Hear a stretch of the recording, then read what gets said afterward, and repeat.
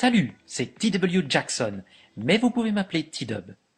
J'ai conçu cette vidéo pour vous afin de vous donner la première étape pour mettre un terme à votre rupture.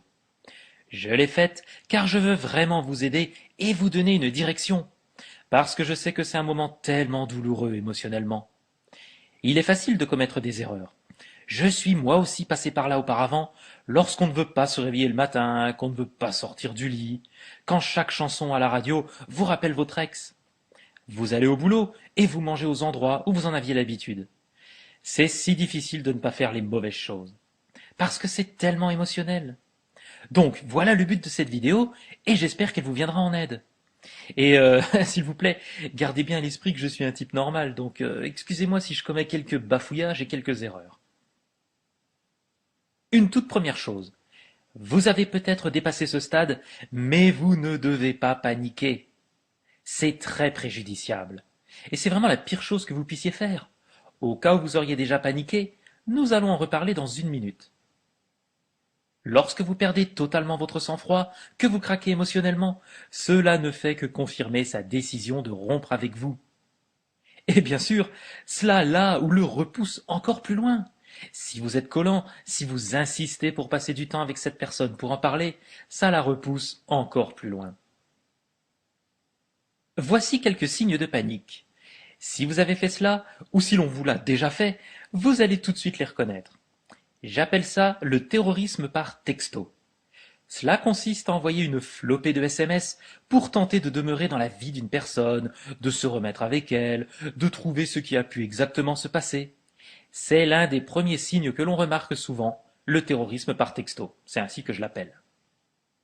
Ou bien, il y a encore la bonne vieille communication éthylique.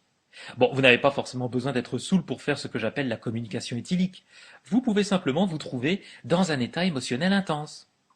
Mais cela consiste à téléphoner encore et encore, à laisser des messages sur le répondeur, à confesser votre amour éternel, ou à dire à quel point vous êtes désolé pour ce que vous avez fait.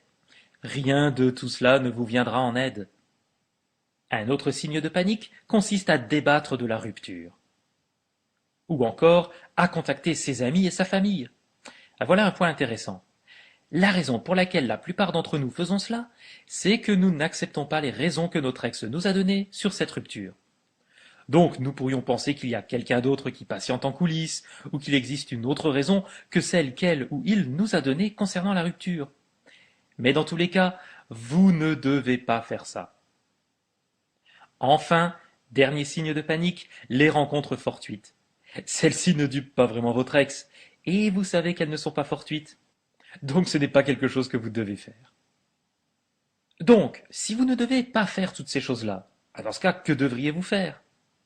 C'est vraiment difficile, car ce que vous devriez faire est contre-intuitif. Et également contraire à vos sentiments.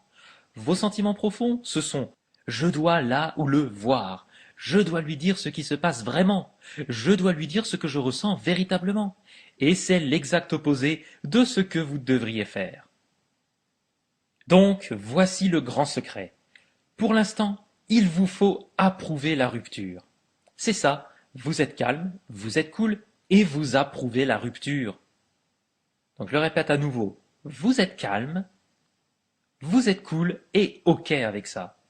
Vous avez peut-être déjà dépassé ce stade, de la même façon que je disais que vous avez peut-être déjà un peu perdu votre sang-froid.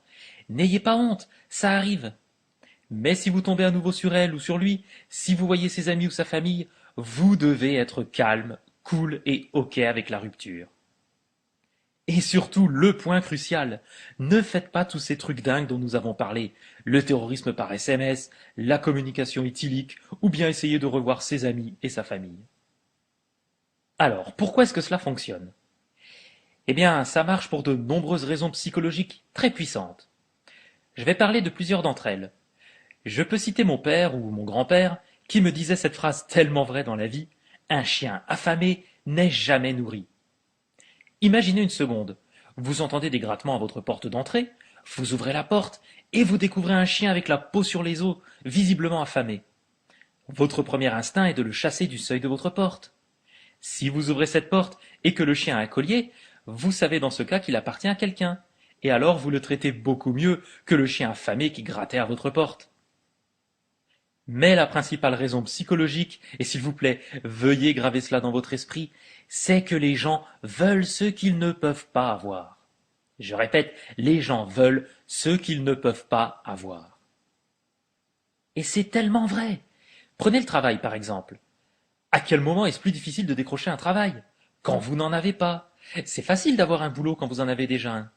Et la même chose se vérifie avec l'argent et les crédits. On prête de l'argent à des gens qui n'ont pas besoin d'argent, sans arrêt. Quand vous n'avez pas d'argent, c'est presque impossible d'obtenir le moindre crédit. Et c'est aussi vrai en ce qui concerne l'amour et l'attention. Donc, si vous avez tout foutu en l'air, eh bien, c'est ok. Est-ce qu'il y a encore un espoir? Bien sûr que oui. Et voici ce que vous devez faire. Vous devez écrire un petit mot et inclure les choses suivantes. Premièrement, lui faire savoir que vous êtes OK avec la rupture pour le moment. Deuxièmement, lui dire que vous approuvez la décision de la rupture. Troisièmement, si vous avez fait quelque chose de mal, comme une liaison, vous devez vous excuser brièvement.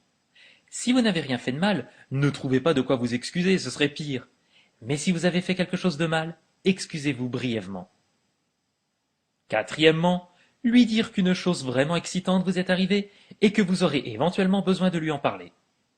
Cinquièmement, lui faire savoir que pour l'instant, vous souhaitez lui donner du temps. Et sixièmement, enfin, conclure en disant, peut-être qu'à un certain moment, on pourrait être amis. Et rappelez-vous, vous devez être calme et adopter un ton cool. Si vous voulez voir un exemple de ce genre de lettre, je vous montrerai quelques extraits par la suite.